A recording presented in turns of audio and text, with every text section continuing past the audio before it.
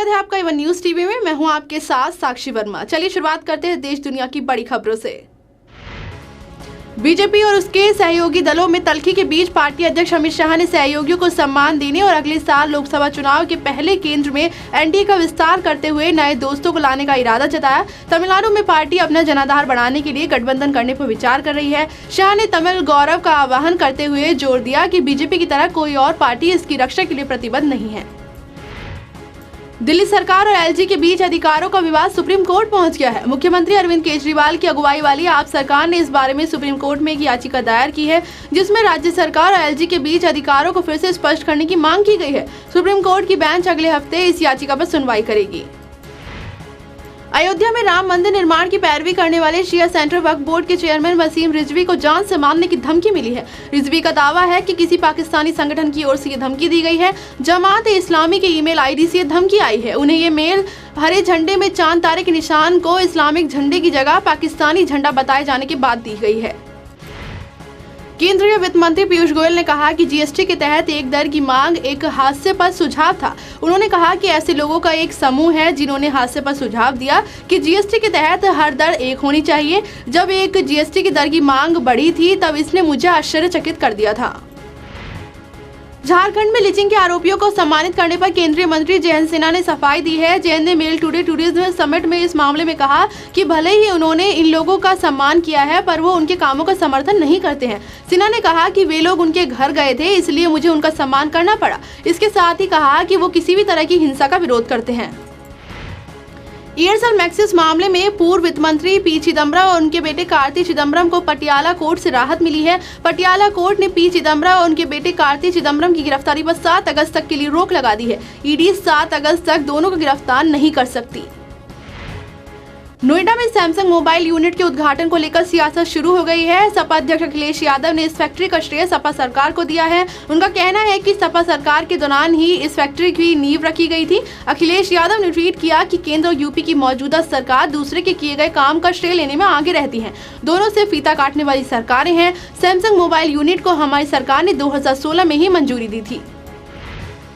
जम्मू कश्मीर के शोपियां में तड़के से ही सुरक्षा बलों और आतंकियों के बीच मुठभेड़ जारी रही। इस एनकाउंटर में 2 आतंकी ढेर हो गए, तो वहीं सुरक्षा बलों के 2 जवान भी घायल हुए हैं। सुरक्षा बलों को दक्षिण कश्मीर के शोपियां के कुलतमान में 5-6 आतंकियों के छिपे होने की भी आशंका है। समलैंगिक रिश्तों को अपराध की श्रेणी बताने वाली आईपीसीसी की धारा 377 पर सुप्रीम कोर्ट में एक बार फिर से सुनवाई हुई। इसी बीच बीजेपी के सीनियर नेता सुब्रमण्यम स्वामी ने होमोसेक्सुअल का खुलकर विरोध किया है। स्वामी ने कहा कि होमोसेक्सुअल हिंदुत्व के खिलाफ है और ये भारतीय समाज के लिए सामान्य बात नहीं है। हम इसकी सराहना नहीं कर सकते। होमोसेक्सुअल को लेकर मेडिकल रिसर्च की जरूरत है।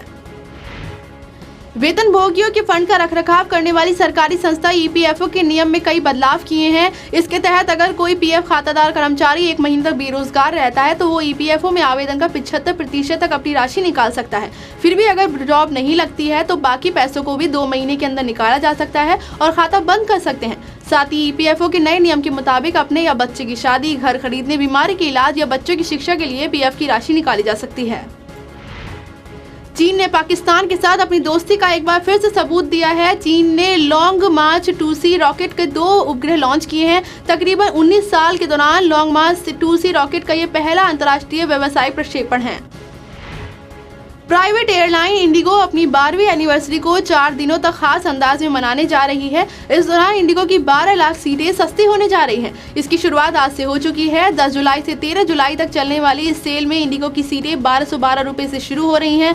बाकी टिकटों पर भी 25% तक की छूट दी जा रही है। ये 12 लाख सीटें 57 शहरों में जाने के लिए हैं। इस मौके पर खरीदे गए टिकटों पर 25 जुलाई 2018 से 30 मार्च 2019 के बीच यात्रा की जा सकती है। मौसम विभाग ने आगामी 24 घंटों के दौरान राजस्थान के दक्षिणी और पूर्वी भागों के कई जिलों में भारी बारिश की संभावना जताई है। वहीं उत्तर और मध्य भारत में अगले 4-5 दिनों में मानसून की बारिश रफ्तार पकड़ेगी।